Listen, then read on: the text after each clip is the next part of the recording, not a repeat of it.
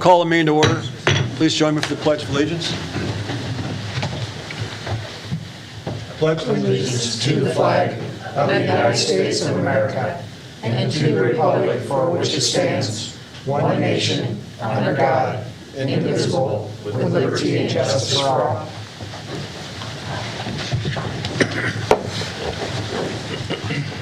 Okay, welcome everybody. This is our regular City Council meeting for Monday, October 27th. We'll start with a roll call. Weber, Yes. Hannah, Yes. Moore, Yes. Maynor, Present. Persater, Here. O'Laughlin, Yes. Jensen. Yes. Next, I need a motion to approve the agenda as presented. Second. I have a motion and a second. All in favor? Aye. Opposed? Passes 7-0. Next, we move to public comment. Do we have anything on public comment? Nobody had signed in. Okay, moving on then to the consent agenda. I need a motion to approve the consent agenda, which approves the following, the minutes from the October 13th, 2025 regular meeting. So moved. Second. I have a motion and a second. All in favor? Aye. Opposed? Passes 7-0. We next move to financials. I need a motion to approve the claims for payment. So moved. Second. I have a motion and a second. All in favor? Aye. Opposed? Passes 7-0. Next, we move to item number 7, which is revenues and expenses to date. This is for information only. Anybody have any questions with regard to that for Susie? No. Thank you, Susie. Thank you. Next, we move to item number 8, which is transfers. Again, information only. Anybody have any questions with regard to that? Okay, hearing none, we'll move to item number 9 under hearings. I need to establish a date for the public hearing on an ordinance for Chapter 17, signs of zoning ordinance for the City of Independence. So I need a motion to set the public hearing for November the 10th of 2025 at 5:30 p.m. to consider the ordinance amendment. So moved. Second. This would be a roll call vote. Hannah, Yes. Moore, Yes. Maynor. Yes. Persater, Yes. O'Laughlin. Yes. Jensen. Yes. Weber. Yes. Passes 7-0. Next, we have item number 10, which is I need a motion to set a public hearing for December the 8th of 2025 at 5:30 p.m. to review the state revolving fund loan application and to make public the environmental information document and the city's project plan. So moved. Second. I have a motion and a second. We'll discuss this obviously later, but we have to give the 30-day notice, so this is why we're setting the public hearing at this point. But, so the public knows, the state revolving fund is for us for our wastewater treatment plant Absolutely. at a lower interest rate, so that's why we're looking at a loan. Right. So this would be a roll call vote. Moore, Yes. Maynor. Yes. Persater, Yes. O'Laughlin. Yes. Jensen. Yes. Weber. Yes. Hannah. Yes. Passes 7-0. Next, we move to item number 11. I need a motion to approve the first reading of an ordinance amending Chapter 65, stop and yield required. So moved. Second. I have a motion and a second. We talked about this at the work session, I believe, talking about the removal of the stop sign on 6th Going north. Avenue, Yes. Southwest. This is that really odd corner where it's kind of a T intersection. This is the stop That's sign the tree at the top of the hill. This is the stop sign going up the hill. Yeah. Okay. Yes. Yeah. Yes. Okay, so further discussion with regard to that? Okay, if there's no further discussion, then this will be a roll call vote. Maynor. Yes. Persater, Yes. O'Laughlin. Yes. Jensen. Yes. Weber. Yes. Hannah. Yes. Moore. Yes. That passes 7-0. Does anybody want to make a motion to suspend the statutory rule to allow an ordinance to be considered at this time rather than waiting for 2 council meetings before it's finally passed? So moved. Second. I have a motion and a second. Again, this would be a roll call vote. Persater, Yes. O'Laughlin. Yes. Jensen. Yes. Weber. Yes. Hannah. No. Moore. Yes. Maynor. Yes. That passes with 6 to 1. So now we need the motion itself. So we'll just, you've got the motion, so we'll just do the motion. Is there a second to that? Yes. Second. Okay, then we'll have a roll call vote on that. O'Laughlin. Yes. Jensen. Yes. Weber. Yes. Hannah. No. Moore. Yes. Maynor. Yes. Persater. Yes. Okay, that passes 6-1 also. Next, we move to item number 12. I need a motion to approve the first reading of an ordinance amending Chapter 69 parking regulations. So moved. Second? You have a motion and a second. We talked about this previously in other meetings. Part of this has to do with the,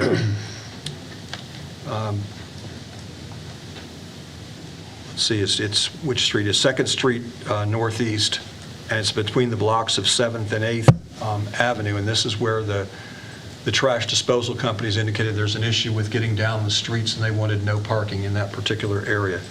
Also, this also has in it in front of the courthouse on Highway 150 to have all-night parking being prohibited, which is the same as what we have in the other downtown areas. And then also, it's a 2-hour parking zone between 8 a.m. and 5 p.m., which is the same as the 7 other sections of town that we have as well. So did I get them? I have a motion and a second. Okay, further discussion. I did ask if we would look at next to Quick Star, so from 1st to 2nd on the side of Quick Star, to make that a 2-hour parking too, because we're doing it all along there. I got a few calls about that, if we're going to do the courthouse one On the west side? We should do that. Quick Star you're talking about? on the east side. West side, Quick Star building. Closest East side of the road. closest to Yeah, First east Street. side of the road, west side. Is that on the street, or is that like just a extended? It's kind of off the street like the courthouse a little bit. Yeah. I think if, I could be mistaken about this, but my recollection is that particular area, they're parking on what was the sidewalk in that particular area. Is that true, or is it in the street itself? No, it's There's it's sidewalk there exactly besides like that. the courthouse, but I think that's where you have Quick Star employees that park there because they don't really have any other spot to park, and they're going to be there for longer But than we took 2 it away from the hours. employees downtown. I just got calls about it and said it just seems discriminatory. We're doing the one block and not the other, and I said I'd bring it up, and Yeah, we did talk about it, and there is a sign that's maybe 100 feet or so in from the intersection itself, so it'd be beyond where these people are parking. It says no parking between signs, and then there's another no parking sign that's up a little further toward the courthouse itself. But there's probably room for 1 or 2 cars in that indented space there that we could consider. We could also consider the area you're talking about as well, but that's not what's No, that's that's not right. what we have on the ordinance to be Right. discussed. Where's that indented part at? Because on Quick Star's side, you have the dumpster right there. It and starts they off in the dumpster down. Right Two behind the stalls there. dumpster. It's basically that house that's right behind Quick Star, that's their Correct. driveway. Yeah, that's Like, their right there, driveway you though, can't right? Park there, yeah. Yeah, because that's their driveway. Yeah, so that's why there's no parking between the Correct. sides. But like I said, you have Quick Start employees that park there, so obviously they're gonna be there longer for 2 hours. And then the overnight, for my way of thinking, you've got that little 4 apartment building that's on the corner. Well, that's only for tenant parking. If they have somebody that comes over night, they could park there. So- It's kind of in front of, They've also got the parking. I lot. just didn't realize there was even any parking spaces there. yeah, the car dealership has that lot that's there. and That's their lot. Right in front of their lot, there's probably 2, possibly 3 spaces that you could eliminate. But do we want to do that? Again, this is not for the ordinance change that's in front of you does not have that as part of it. So that would have to be done separately if somebody wanted to do that. So further discussion regarding the ordinance itself. No, just, Okay, this would be a roll call vote. And remember, we're just voting on the first reading of the ordinance for Chapter 69 for the areas that we talked about. Not the area closest to Quick Start. Right. Okay, roll call vote. Jensen, yes. Weber, Yes. Hannah, Yes. Moore, Yes. Maynard, Yes. Crusader, Yes. O'Laughlin. Yes. Okay, that passes 7-0. Next, does And anybody? for us to know and for the public, when does that actually take effect? Once Miss- it's published in the paper, so if. And once if- signs are up? Yes, correct. No. How they know So signs weren't up? it depends on how long it takes for the signs to get ordered and then streets department to put it up. But Right. once an ordinance is published, it is effective. But it's pretty hard to enforce if you don't have the signs. It's there, but It's difficult, but, Yes. I mean, once it's published, it is effective, then it becomes for the police department to do it. Other than that, my hands are tied. Okay, so, did I ask for, if We anybody need, want? yeah, motion to Okay, suspend the rules. anybody want to make a motion to So moved. suspend the rule? Second. Okay, again, this will be a roll call vote. I need 6 out of 7. Weber, Yes. Hannah, No. Moore, yes. Maynard, Yes. Pursader, Yes. O'Laughlin. Yes. Jensen. Yes. Okay, that passes 6-1. Next, I need a motion to have this ordinance that amends Chapter 69 parking regulations placed for final passage pursuant to Iowa Civil Code Section 380.3 and to authorize the mayor to sign the ordinance. So move. Second? I have a motion and a second. Again, this is a roll call vote. Hannah, No. Moore, Yes. Maynard, Yes. Pursader, Yes. O'Laughlin, Yes. Jensen, Yes. Weber. Yes. Okay, that passes 6-1. Next, we move to resolutions. We're at item number 13. I need a motion to approve and authorize the mayor to sign a resolution establishing applicable fees for certain encroachments within the public right-of-way. So move. Second? Okay, well, as you're aware, part of what we did with regard to our right-of-way ordinance was we dealt with the mailbox issues primarily in the northeast section of town, but there's a few in other areas as well. And we agreed that we would not, we give them a grace period to July 1, 2026, but we didn't establish any type of a fine if they went beyond that date. So if they go beyond that date, then it would be a $50 fine for a major mailbox structure permit, and then the right-of-way encroachment permit is $75. So that's what we're talking about now. Anybody have further? Was there any way that we notified the people of that? We will be notifying the people of that, but we haven't yet because honestly, we're trying to figure out, we have a hold harmless and indemnity language that we want to have in with regard to the permit process itself.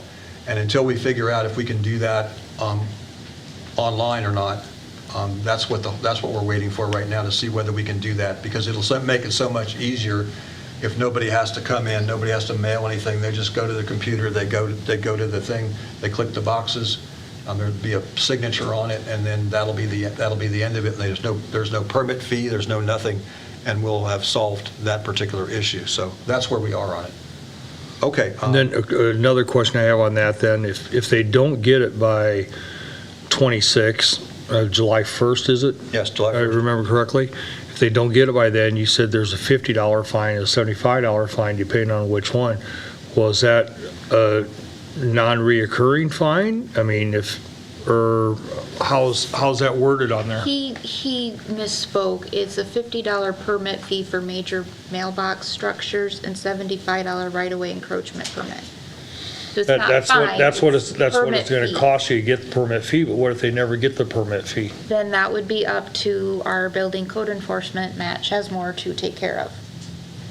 So if you wanna call Matt up.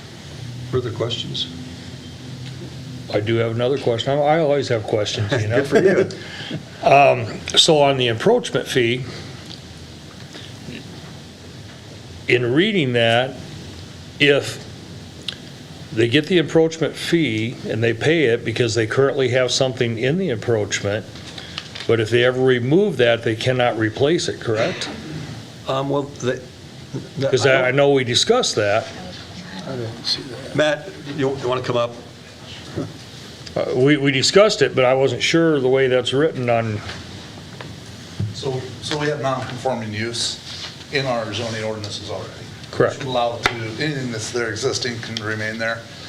And some other language in there about like something gets damaged over 50% or other cases 60%. But yeah, I think if something was removed, totally removed, and they wanted to replace it with something, that would fall underneath the permitting. So we would have to look at what it is, all that good stuff between the city manager and myself. We'd have to see if we'd even allow it, permit it. Yeah, I think. but is it written that way, though? Well, This is just the finance funding part of it. Okay. The other part of it's in the actual ordinance itself. And I think what would happen is if they had the mailbox and then they took it down and then a subsequent owner said, oh, I like what everything's going on in the neighborhood, I'd like to have my mailbox like that, he'd have to apply for the permit just like anybody else applies for a permit, and it would either be accepted or rejected by you and Matt, as you talked about it, right? Sure, but let's make sure we're separating the two. The major encroachments in the mailboxes, they're two different things. Right. So, like I don't know, the water tanker. If I'm going to dig a new water line into a new addition, that would be an encroachment on public? No? It's an excavation permit. Okay. Hooking up to the public water source or utility. Okay. Totally different permit. But, When you put the railing up there to hook up your horse, Yeah. that would be a Yeah, new, hitching post. that'd be a new major That'd be a new encroachment. one. yeah, the water tanks, the wheelbarrows, those type of things are going to be the encroachments that we're talking about. I think they Sorry. fall under a case-by-case review. Okay, thank you, man. Thanks, Matt. Thanks, Matt. Further discussion? I get all your questions? Absolutely. How about hallelujah? About Okay. time, huh? All right, so this would be then a roll call vote. Moore, Yes. Maynard, Yes. Persauter, Yes. O'Laughlin, Yes. Jensen, Yes. Weber, Yes. Hannah. Yes. Okay, that passes 7-0. Next, we move to item number 14. This is a motion to end the floodplain remnant lot leases effective June 30, 2026, and to provide notice immediately to the current lessees of the properties. This is our conversation that we had, I think it was at the work session, if I'm not mistaken. And I think the discussion went that the majority of the council was in favor of doing this, which is why we brought it up today. There is also in your packet on page 121, there's a letter from our city attorney with regard to city-owned leased property, because I know that there were some questions at the time about whether anybody in the public can come on to leased land itself. And the same thing would be true if it was just city-owned property. According to the letter, we have over 100 parcels of real property that are owned by the city at the present time. So that's something that we had talked about, and that was the answer that we got from, Lynch Dallas. Further discussion with regard to this issue. I need a motion and a second. Oh, sorry. So moved. Second. Now, further discussion. So we have 100 parcels that we mow all those, or no? Well, no, That's counting parks and everything. That's everything. Oh, okay. and it's just, That threw me when you said that. I'm thinking all these little tiny pieces. Yeah, it's total parcels of real property, so. So my thing is, okay, so it's only $1,800, but that's $1,800 that the city's getting that's not taxes. So that's an income that we're getting that we're going to be giving up if we don't renew these leases. That's true. And we're going to take on additional expense by sending Todd, or Bob's people out there to mow, yeah.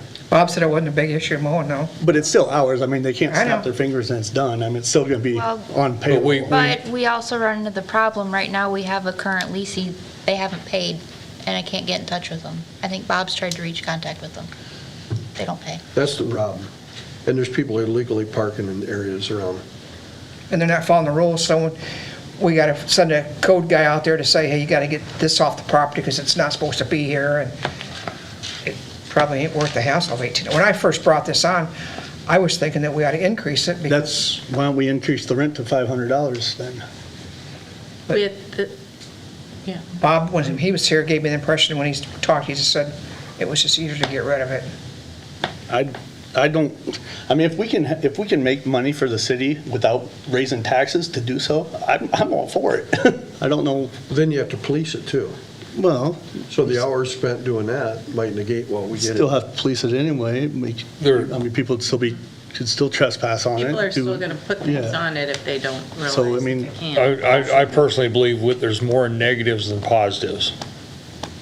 We will end up having to put signage up and things like that to notify public that because, even though it's city-owned, that they can no longer pass on it, even though they're taxpayers and it's city property, that there's a lease, that it's leased land. They- So we're gonna have to go. What do you mean pass on it? down, Don't you create think- Signage and put up signage. They can walk for us. across it, they just Yeah, get they parked. can walk across it. But that's, Well, you're we'll have to intruding on police it, private somebody property. could still park there. No, it's and not private, it's Thinking, hey, city. I can park here. So it is. Well, you can put a sign Well, up, if no we don't parking. lease it though. Right, Right. that's another expense to the Okay. city is paying for those signs, putting signs up. That's what I was. You've got the floor. I just want to make sure that we're not, everybody's not talking over each other. The one thing about a leased property is that the person, that the tenant on the property has certain rights, and one of those rights are exclusive use of those properties. So technically, if individuals want to go, are walking across their property to get to someplace else, that's a trespass. And, we don't want to enforce it, but I mean, technically it is. So I guess it'd be a civil remedy as opposed to a criminal remedy anyway. But other further discussion on this issue? He did also say that there could possibly be a chance to sell some of those properties. Well, I think that I think that would be the best option. I think that may be the direction that we ultimately try to go to, or try to look into, because I know we're looking into whether when it's a FEMA property, whether or not there's a time limit by which you can. I see you, Mike, I see you shaking your head, but it's something that we are going to look into to see if there's another option for us other than having to, We looked into that when we first did the leases. right. So can you sell them with the stipulation they can't be built on because they are FEMA? Okay, We're getting- that needs to be a further Different one. conversation at a future date. Right now, it's a matter of the current leases. Do you guys want to end them, or do you want to keep them going? But the motion was motion to end the leases, effective June 30th, 2026. So Any further discussion with regard to the motion? That's a roll call vote then. Maynard, No, Persauer, Yes. O'Laughlin, Yes. Jensen, Yes. Weber, Yes. Hannah, Yes. Moore. Yes. Okay, that passes 6-1 then. Next, we move to item number 15. I need a motion to approve and authorize the city manager to sign a change order number 2 for the Independence Premium Food Stormwater Project with an increase of $4,907.35 to the contract amount. First, I need the motion. So moved? Second? I have a motion and a second. Okay, as you'll recall, we have an agreement with Independence Premium Foods that we will only pay $300,000 as part of the grant, the grant that they were given, our contribution share. So they've already agreed that this was extra, that was necessary. They're going to pay for it, but because we're the contracting party, it's our obligation to actually have the change order approved, make the payment, and then they will pay us back. So that's what we're dealing with. Further questions or discussion regarding it? And if I'm reading this correctly, the total for that area was $467,614.10. We are only liable for the $300,000. They are liable for the other $167,000, correct? I don't know the exact dollar I amounts. need to read the agreement we have with them to make sure what that $300,000 actually is. Well, part of it was in-kind money and everything. But I don't know if it's strictly 300,000 construction or if it's construction, engineering, legal. I don't know what makes up that 300. Okay. Further discussion?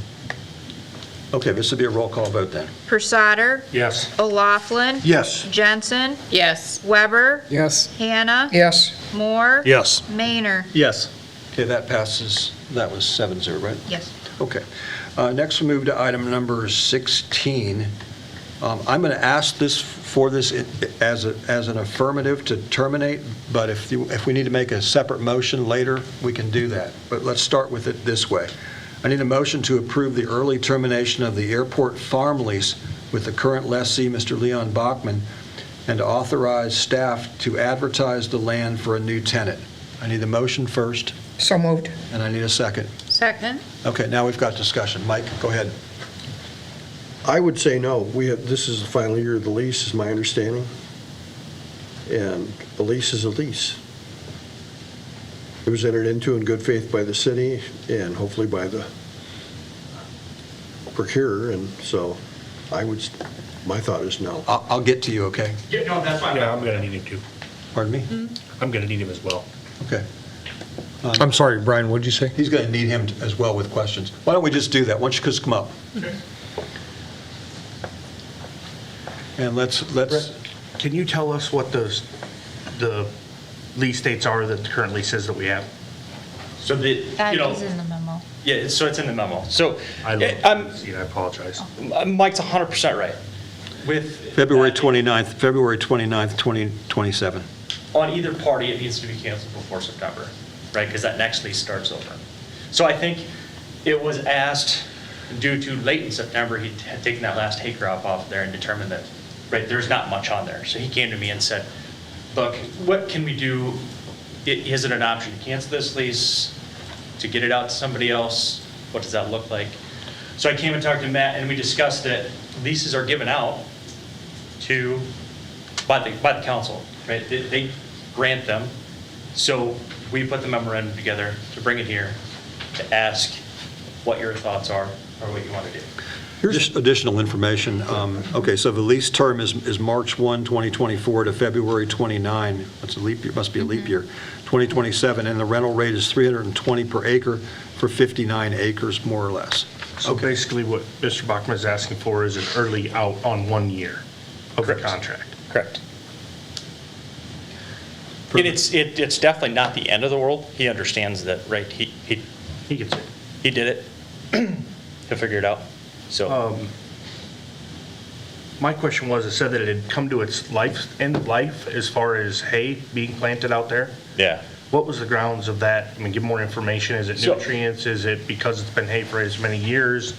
I'm not necessarily a farmer, but from what I understand, right, you plant it, it's only good for so many years before it won't produce anymore. So taking that last crop off of there in 60 acres didn't really produce what it had in the years past. So I think he indicates, right, that it's probably getting toward the end. And personally, I think when we go to turn it back out again for a different lease, whether it's now or next year, we'll ask for it to be in a rotative crop and all of that to be plowed up and tilled under. I know you're probably asked the same question, but there's other things that could be grown on that land even Yes. besides what he's been doing. Yep. It can be corn and soybeans that's all been zoned. It's far enough back for it. Well, we've done it before out there. So my question is, we have no stipulation on him, we have no requirements in our lease saying that he has to plant hay on it. Correct. Now, whether he has the equipment or not to do others. So my next question is, should it be tilled up and planted to corn or something like that? Is there anything in the lease that say, and I apologize if I don't I don't have that. know that. Is there anything in the lease that says he must plant hay? And is there anything in the lease that says he can't sublet that out for, or custom farm it to someone who could plant what he might not have the equipment for? So very good points. It doesn't say he can plant any of that in there, and that is what he was equipped to do at that time when he Right. planted it. However, that takes another motion from council to approve him to sublet it. Or have it custom farmed by somebody that has the equipment to plant Correct. other crop? Correct. Yeah, usually on a sublease portion, you'd find the person that was interested in the sublease, you'd bring them forward, we would check them to make sure that they're qualified and that there's not going to be a financial risk by us doing it, and then we would approve the sublease. That's normally the way that it would work. So essentially what I would say how that's going to work is he's still going to pay rent, his rent due to the city per acre. The subleasing would go through him then. He would hire someone to come in, till it up, and put it in whatever crop they determine. Is there a clause in the lease agreement now that prohibits him from subleasing without our consent? Yes, all contracts within the city at the airport does say they cannot be sublet without council's approval. Correct. It would not need to be sublet, he could have it custom farmed to another crop. It's So is still there a anything in the sublet. lease, it's not a sublet, it would be him hiring them as a custom farmer with his lease intact.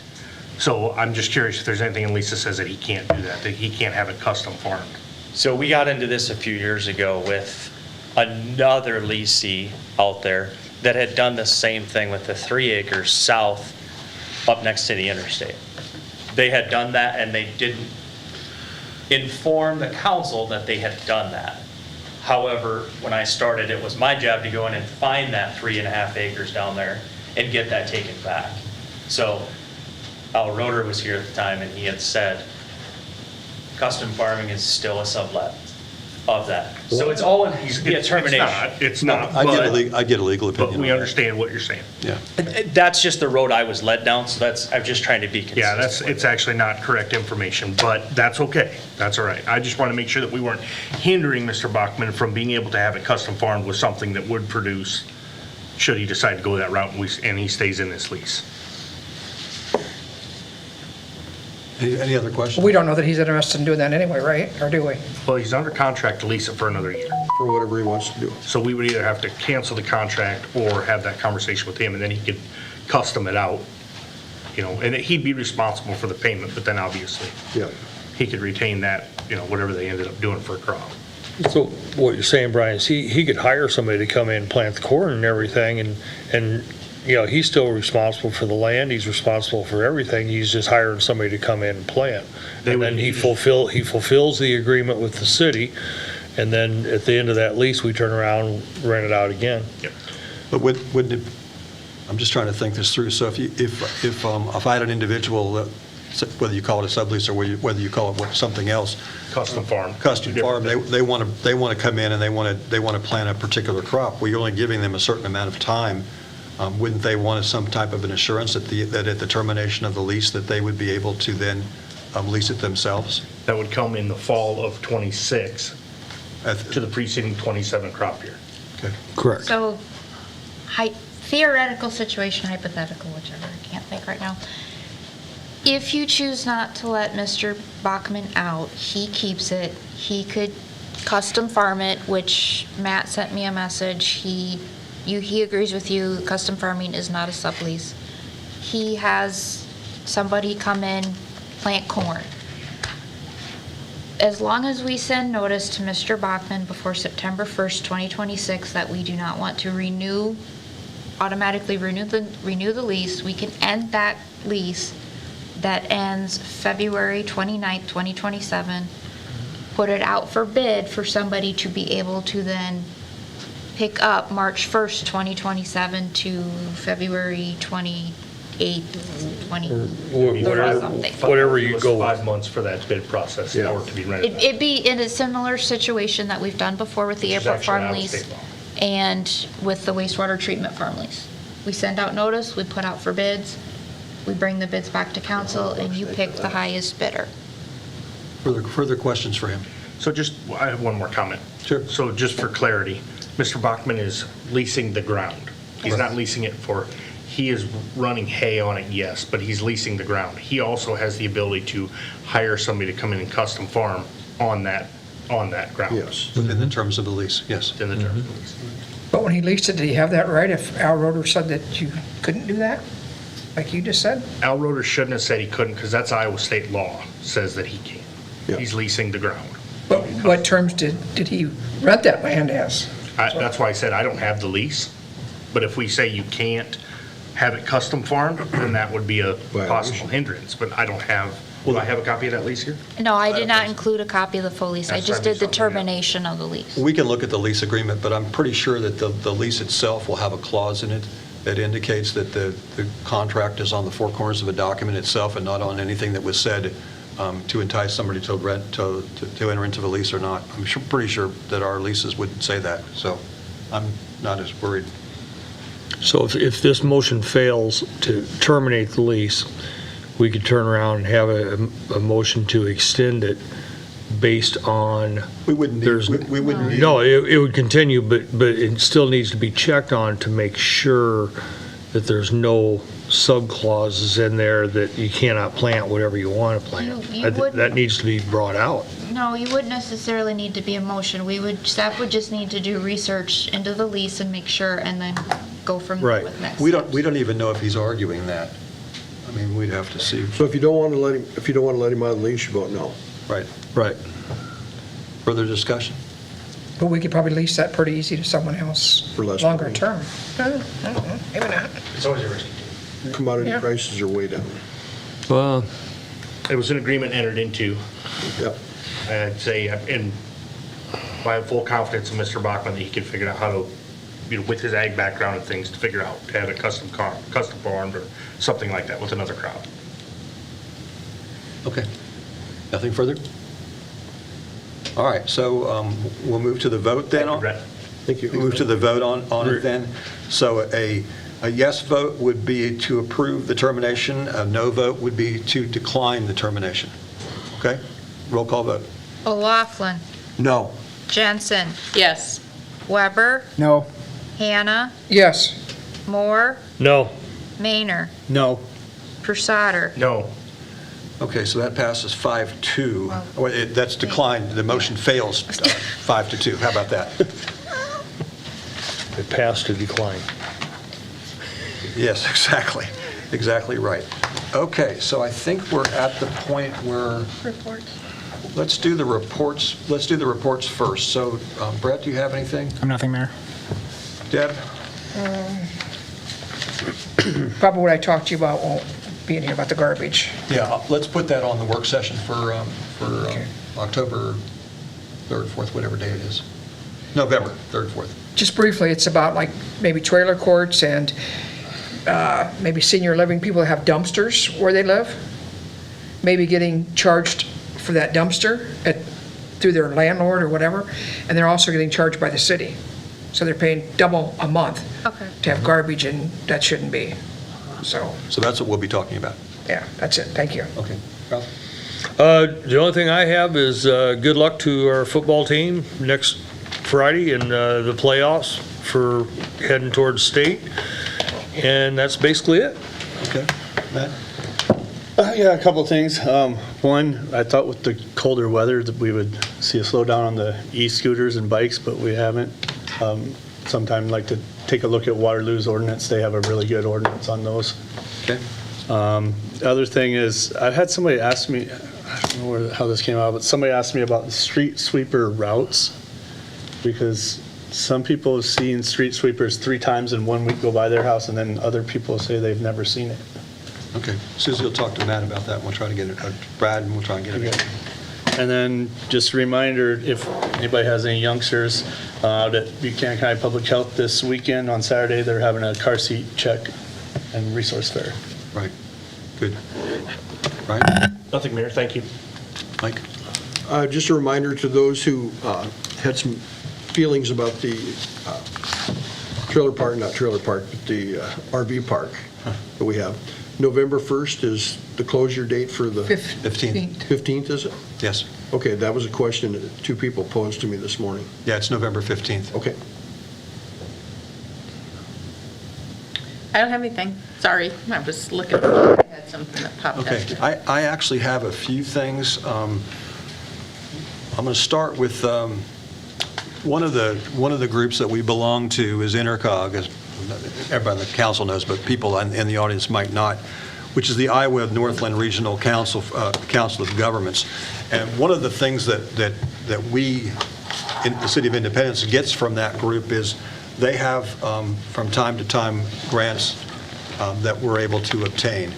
And one of the ones that we just got, which was on the city website, but in case somebody didn't see it, was we have obtained from RTA, which is the Regional Transportation Authority, we obtained a grant for $206,801. And this is for a trail Phase 2 project that would involve a trail that would run from Highway 150 along Enterprise Drive on the north side of the street to 6th Avenue Southwest to link in with the Liberty Trail. And we'll know more about, this is a 2027, right?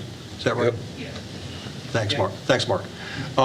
We'll know more about this. Now that we've got the grant, we can start talking about some of the details of it itself. There are issues as you turn the corner on 6th, which side of the road it's going to be on. And I think that may depend upon a developer that may be developing some land near there that we may be linking into as well. So that's the first thing. The second thing is we want to thank ILPT for the new lighting along Lover's Lane, which was put in on October 20th, which was great. The third thing is Buchanan County Emergency Management. I'm on the executive board there. The Duane Arnold Energy Center, which is the closed nuclear plant in Lynn County. Buchanan County's been approached about discussions for being involved in the evacuation process. And we were involved in this previously, and they pay us money for training and for the facility itself. And I know that Emergency Management's been meeting with the school, and that we'll probably use that as the site itself. And we could have, I think MHI was at one time. Yeah. MHI did it before, correct, but this would be at the school. At the school would be the site for it. The next thing is ICAP. We have been given a $1,000 safety grant, which we'll be using for the library security cameras. That will be coming up. The Buchanan County Economic Development, I'm on the board there as well. We had our investor chili cook-off, and the Mayor's Cup went to Adam Miller with Prees. The bronze went to Brad Lake with Cole's Ace Hardware. The silver went to Michael Keller with Buchanan County Health, and the gold went to John Clark with the city of Quasqueton. Also, last Friday night was the library hosted the Boo Bash at Falcon Civic Center. We had 425 children and parents coming through there, so it was pretty crowded. My wife and I did the greeting at the door again, as usual, and nobody threw eggs at us, so it was all good. The next thing is I posted something on Facebook about this, but we had both our quarterly and our annual meeting with AMR. AMR is our current ambulance service. I wanted to provide some information regarding that. In the quarter ending September 30th, AMR had a total of 269 calls for an average of approximately 90 per month. Of these calls, 142 were within the boundaries of the City of Independence, 41 were in the rural county, and approximately 100 were transfers in and out of the hospital. So that's our current data, and that's pretty much what we've had over the last year. Maybe a little lower for September, but all in all, that's pretty much what we get. The other thing that we do, also, AMR reports that there were 11 calls in which Jessup provided service. That's something that's higher in this last month, and the reason that the service, that they have to go to Jessup is because they don't have a second crew available, which is something that we've been complaining about for a long time, but it is what it is at this point in time. AMR also reported that they used Independence Fire for assistance 14 times during that quarter as well, which is up what it was in the past because we now have the First responder status. We also, as part of the annual meeting, AMR provides us with their financials for the year, and it's there's nobody from our side, which would be the hospital, the county, and the city, that was around at the time that the contract was written. Our interpretation of submitting your financials is different than their interpretation of submitting their financials. So they basically give us a sheet of paper that has their revenue, and then they show us their expenses, but their expenses are not their expenses for Buchanan County. They're their expenses on a pro rata basis for all of their people. So it's their supervisors, their management people, their HR people, their law attorneys that they use for other places other than Buchanan. All of that is considered to be part of their expenses. Bottom line is that they show a 13% profit, which is what they showed last year. Numbers are pretty much the same. The revenues this year was $1,077,434. Last year was about 1,100, so it's a slight 1,127,42. Oh, sorry, one more time. 11 million. It's a million. 11 million. 11 million. No. Well, 1,127,432. 127,432. That's the number. I don't know, that's the number. That's the number. Yeah, that's the number. So that number includes what they've received from patients, what they've received from insurance, and what they've received as part of the stipend or the contract that we pay. The people from AMR are concerned that we're misrepresenting their ability to take insurance, and they want to make sure we understand that they do in fact take Blue Cross and other insurances, but it has to do with they take the insurance as out-of-network. Blue Cross is out-of-network, so that's why it doesn't pay nearly as what in-network does. So they don't have a contract with Blue Cross, but they will accept the insurance for what Blue Cross pays as an out-of-network provider. So I want to make sure I clarified that for them, because that's what they were concerned about. Okay. Did they provide any reason why they're not in Blue Cross network? They did not. Over the years, we've been told that they just couldn't reach an agreement with Blue Cross because Blue Cross didn't want to pay them what they thought that the going rate should be. They had a disagreement over the rate, so they didn't put them in their network. The other thing I wanted to point out is that November 1st is the agreement is entering its 5th year. To date, pursuant to the 2080 agreement, we've contributed a total of $1,607,427 over the first 4 years. For the upcoming 5th year, the 2080 agreement will cost $422,148, bringing the cumulative total for the entire 5-year term at $2,029,575. The AMR contract will automatically renew on November 1 of 2026 unless either party provides a non-renewal 180 days prior to October 31st, which would be May 4 of 2026. If no notice is given by that date, it's automatically extended for an additional 2 years. The subsidy would also increase by 2% annually during the extension period.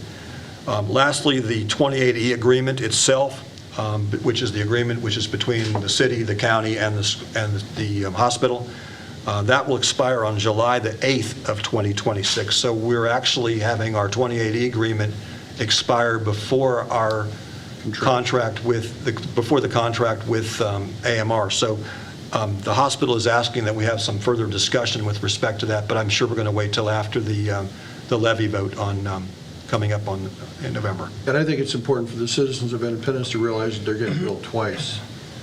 Once as a city resident, and secondly as a county resident. Well, and they're also paying a share because I think the hospital's share that they're paying also comes out of their general fund, and we've got money that's going into their general fund for taxes too. But I don't know the inner workings of the hospital, so I shouldn't say anything about that. Okay. So we're going to automatically be in this for another 2 years? No, just Not till, necessarily. Cancellation notice before By May. May. Oh, I think you said November. No, the contract starts a new year in November. And it would, if 180 days before October 31st, 2026 is May 4, 2026. So by May 4 of 2026, if we're going to cancel the contract or whoever, it would have to be done by that date, or you would have an extension of an additional 2 years. Well, I hate to say something, I'd like to say it. So Okay, so, my husband just sent something to tell you that Blue Cross paid $1,100 of a $44,300 bill. I think if anything, AMR, this whole thing needs to be a discussion for a future meeting, like work session, not yeah, I'm only reporting what came out of the meeting. Okay, last two more things. One is the election's November 4th. The second thing is that the school has a public information on the facilities and the bond on October 30th from 6:30 to 8:30 at West Elementary School, and the superintendent, Cynthia Phillips, will be providing the presentation that many of us have already seen, but that's something else. Last thing, we were contacted through Chamber of Commerce regarding the fact that the Independence football team has made the playoffs, and they'll be playing in Winterset on Friday the 31st, this coming Friday. People from the team have requested that we change the date of trick or treat from the 31st to another date. We don't have an agenda item on this, so this is not a vote. We don't have a lot of time to make any decisions on it. My thought process was we leave the date as is on the 31st, but that if individuals have candy left over and they want to turn their light on and we want to let the trick-or-treaters come on Saturday from 5 to 7, that would be permitted for, and if you don't want to participate, don't turn your light, just turn your light off, and if you run out of candy on Friday, just do that. Is there anybody here that would disagree with allowing that to happen so that the football players' families and brothers and sisters and stuff have an opportunity to trick or treat? Deb and I know you've already talked. Come to my house anytime for candy. Okay, so we'll let them know that, you have an address you want to give out to everybody? 415. Just look for the wheelbarrow. So we'll, okay, so we will let people know that we're gonna have a second round of, so trick or treat will be on the 31st, Friday the 31st from 5 to 8, and on Saturday, it'll be from 5 to 7, okay? All right, so that's all I have, so I'll entertain, we're gonna get to the I was students. gonna say, you We're gonna get to the That's students. after the end of the meeting, but do you want to see if Matt, building, police, fire have anything? Okay, Went the, Brian, anything? He does. Sorry, Brian.